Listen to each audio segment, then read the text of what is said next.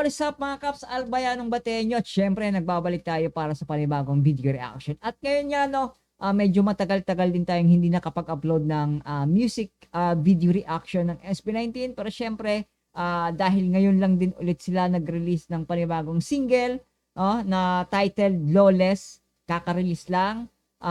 So yan, bibigyan natin siya ng breakdown, total breakdown, and syempre i-check din natin kung ano yung meron doon sa kanta. No? Pero syempre, bago ang lahat, kung bago ka dito at nagustuhan mo naman yung aking video reaction at mga live stream dito sa aking channel, make sure to subscribe and click mo yung bell para updated ka sa mga ina-upload natin na video dito sa channel. So syempre, as a battle rap fan, i-check ko kung ano yung meron dito, no? Yung cadence, yung flow, yung rhythm, yung multi-layer na flow sa kanta. So yan, kasi may idea na rin ako kasi narinig ko na siya dun sa performance nila sa Lollapalooza. So kahit paano may idea na ako about dun sa kanta. Pero syempre, i-breakdown din natin lyric by lyrics, no? And syempre flow by flow, check natin yon, no? So syempre yung meanings, no? Yung doubles, triples kung meron man. So syempre, at wag na natin patigal, nabubulol na ako. Wag na nating patagalin pa. Lawless by SB19. Let's go. Pakinggan na natin.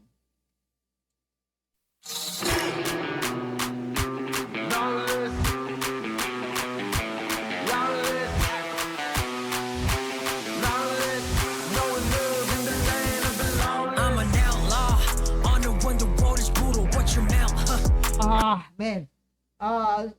Yun doon pa lang sa pinakaunang line, Lawless, no love in the land of the lawless. Alam naman natin yon.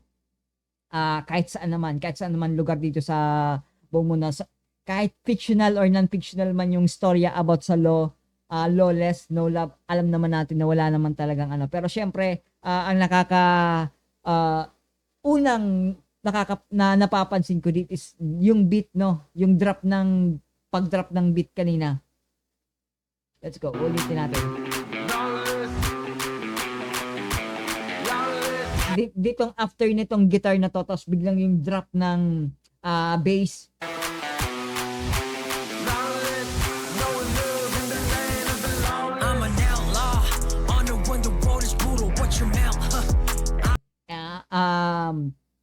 I'm an outlaw, outrun, yung mga ganon. On the run, the road is brutal. Syempre, pag mga outlaw kasi takbo sila ng takbo eh. On the round, takbo sila ng takbo, takas ng takas. So alam naman natin yung mga ganon sasabihin naman natin mga outlaw kasi is mga literal na criminal. Kumbaga pinagandang term lang naman yung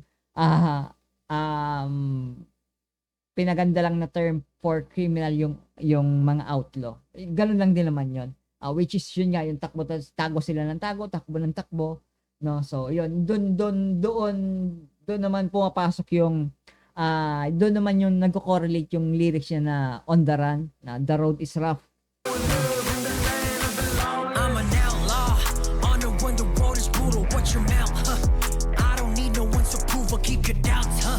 Yeah, I don't need no one's approval kasi nga syempre criminal ka eh, lawless ka eh. Yeah, you are an outlaw eh. So wala ka namang pake kung ano yung sabihin ng iba na sir, boss, ano yan, mali yung ginagawa. Kumbaga, hello, mga ano yan eh, mga wala namang pakiramdam na ngayon eh. Kumbaga halang na yung bituka. So hindi naman na nila papansinin pa yung ano mo eh, yung sinasabi mo, di ba? Yung opinion ng iba. Ganun na yun talaga yung mga kriminal. I'm an outlaw on the run, the road is brutal. What's your mouth? I don't need no one's approval. Keep your doubts, I'm lawless, better be cautious, no box. I'm lawless, better be cautious. Man, eto sinasabi ko, yung pen game ni Pablo pagdating sa rap, impeccable din talaga. Hindi mo pwedeng i-degrade si Pablo pagdating sa rap when it comes sa pen game niya. Yung lyricism ni Pablo, man, para sa akin genius din talaga yun. Genius talaga si Pablo eh.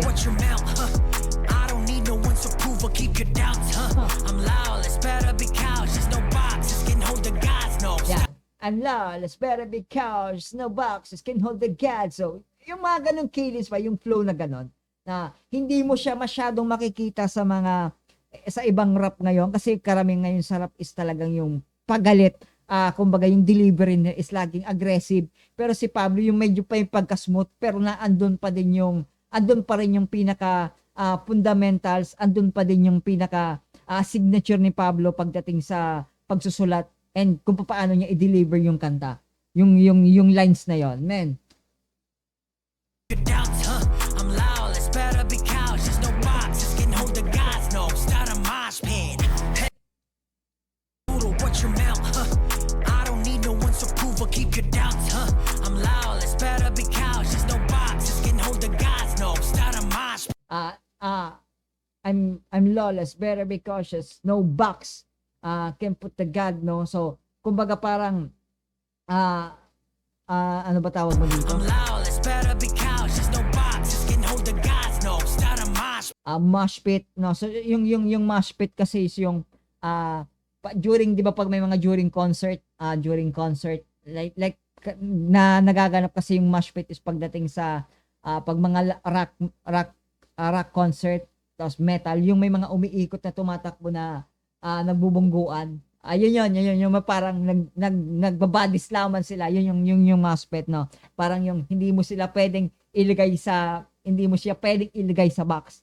Kasi pag nilagay mo siya box, siguradong magkakagulo. Yun eh. Yun yung mga doubles and meanings na hindi madalas mapapansin ng mga casual listeners. Pero yun nga, as a rap fan, nakikita namin yung mga doubles. Kaya si Pablo, as writing his lyrics, yung pen game niya sa ganitong larangan, men, ibang klase talaga si Pablo, ibang level. Yun na. I'm lawless, better be cautious. No boxes can hold the gods. No, start a mosh pit. Hey, it ain't common sense. Talking out of pocket, get your caught quick. Yeah, hey, you ain't got no authority. Living lawless is my priority. Living lawless is my priority. Yung kung paano din ni Josh dito, no? Kung paano din just baliin niya, ibahin, no, islang yung word na priority. Marinig mo kung paano maipasok niya yung the previous rhymings ng words, no? No, start a mosh pit. Hey, it ain't common sense. Talking out of pocket, get your caught quick. Yeah. Get your cut quick. Yeah, in common sense, cut quick. Hey, it ain't common sense. Talking out of pocket, get your caught quick. Yeah, hey, you ain't got no authority.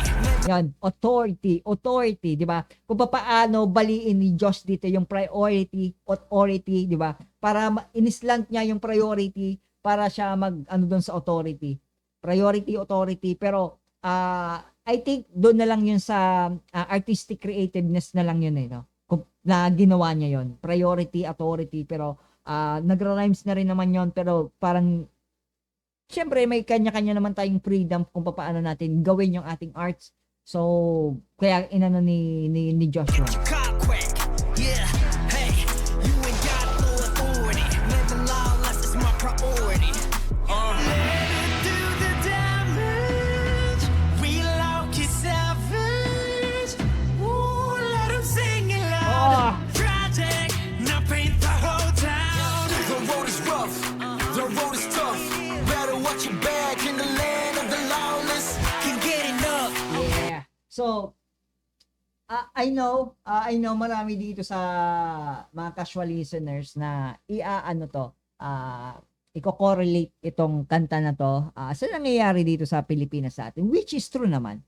Kahit ako sa title pa lang, dahil nga masyado na tayong involved sa politics ang mga listeners, kaya mga tao ngayon. So, and SB19 is nag-aano din naman sila na hindi nila gusto yung nangyayari sa gobyerno natin, pamamalakad ng gobyerno. So, I'm guessing na marami ang magko-correlate itong kanta to, na ito ay panawagan, no? Ito ay panawagan or isang kumbaga ito ay simbolo ng kanilang pagbibigay ng mensahe sa sambayan ng Pilipino, no? Alam naman natin yun na Ganun na yung nangyari sa mga ganitong klase ng release na kanta, di ba? Pag may mga ganitong tema, no? So, alam naman na natin yon. Better watch your back in the land of the lawless. Can get enough, but don't get stuck. Cause ain't no love in the land. Gusto ko yung isa Can get niyan. enough, but don't get stuck. Can get enough but don't get stuck, no? Kumbaga parang pwede ka namang mag tawag mo dito, mag-dream ng mas mataas, no? Pwede ka naman mag-dream na mas higher, pero sana naman hindi yun yung lagi mong iniisip, no? Na puro ka na lang pakabig, no? Puro ka na lang mag-gain para sa'yo. Kumbaga yun yung sinasabi nito, no? Can get enough, okay, sige, pwede naman go for higher, go bigger, di ba? Pero sana hindi hanggang ganun lagi yung ang magiging goal mo, no? Yun, which is very true naman sa nangyari dito sa atin sa Pilipinas. Back in the land of the lawless. Can get enough, but don't get stuck. Cause ain't no love in the land of the lawless. Lawless, Damn. lawless, lawless. No love in the land of the lawless. Mga bano, kala mo naglalaro, palabiro, palagi no, pero di lalatigo. Damn. The cadence, bro, the flow. Lawless,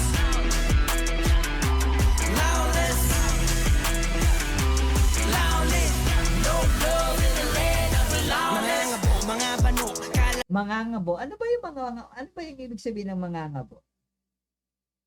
Mangangabo. Mangabano. Kala mo naglalaro. Mangabano. mo naglalaro, palabiro, palagi no, pero di lalatigo. Tell me what you got. Kaya alam mo yung Mo naglalaro, palabiro. palagi to pero di latigo, parang palabiro. May mga tao din kasi talaga na gano'n na akala lagi biro, na hindi nila alam na yung sinasabi nila doon sa tao na yon, na nakakasakit na pala, masakit na pala yung dating ng mga sinasabi nila, no? I know certain people na ganito, no? Akala nila laging biro na lang, tapos yung biro nila hindi nila alam na nakakasakit na. Even kahit hindi yung biro through words, pero yung by activity, by act, kung paano nila gawin yung biro nila, hindi nila alam na nakaka-degrade na masyado yon. Nakakasakit na yun eh. I know may certain individual ngayon na nasa hot seat na naman dahil sa nangyari sa kanya sa isang national TV, pero yun nga, hindi man siya direct sabihin mo na talagang gusto. Alam natin na biro, pero minsan kasi may biro din talaga na nakakasakit, na hindi na talaga siya nakakatuwa. Alam mo yon, may mga biro na hindi siya nakakatuwa na talaga. Na siguro dapat bago natin talaga gawin yon, make sure na okay yung tao. Siyempre. Pero kung hangga't maaari, wag nang humabot pa na, siguro wag nang umabot pa na makasakit ng damdamin. Yun lang. palagi no, pero di lalatigo. Tell me what you gonna do when it comes for ya. Tell me what you 'Di ba? So, 'di ba? Anong magagawa mo kung sa'yo na yun dumating, sa'yo nangyari yun, 'di ba? Kaya syempre, what ya get in your head now. Ooh, somebody go to police. Ooh, we taking everything tonight. Ooh, now you see the future, breaking all the rules. Yeah, we run up tempo. let's go. We love you savage. Oh, keep on singing now. Tragic, we'll break the whole town. The road is rough, the road is tough. Better watch your back in the land of the lawless. Can't get enough, but don't get stuck. Cause there ain't no love in the land of the lawless. Yeah. Lawless. Lawless. Lawless. No love in the land of the lawless. Yeah, I'm always on the run. All these shadows calling out. yeah, yun naman lagi eh. Ang problema lang kasi, ang problema lang kasi sa ngayon, yung mga lawless nasa mga establishment. Ang mga lawless ngayon, no? Alam niyo yun, yung mga lawless ngayon, ang problema, yung mga lawless ngayon, sila yung mga gumagawa ng law. Oh. My name. Can nobody hold me down? I was born to break the chains. I'm done, I'm letting go. This gone, let you know. Then look, it's the last straw. Watch me run and lose control. Let's go! Pero kung iisipin mo kasi nyo kasi mga Caps, no? Nakakalungkot din talaga na kung dati medyo tolerable pa yung ganitong sistema natin dito sa Pilipinas. Pero ngayon, alam nyo, sobrang ano na niya, sobrang lala na. Nakakaano lang, no? The GOAT.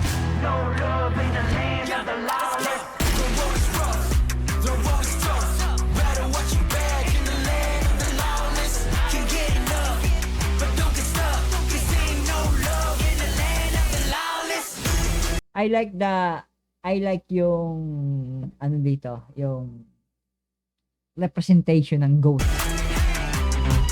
Yung 5, yun. The GOATs, yan, the GOATs. The GOAT. Goated yung SB19 dito. Goated. GOAT. Yan. Gusto ko yung representation nila.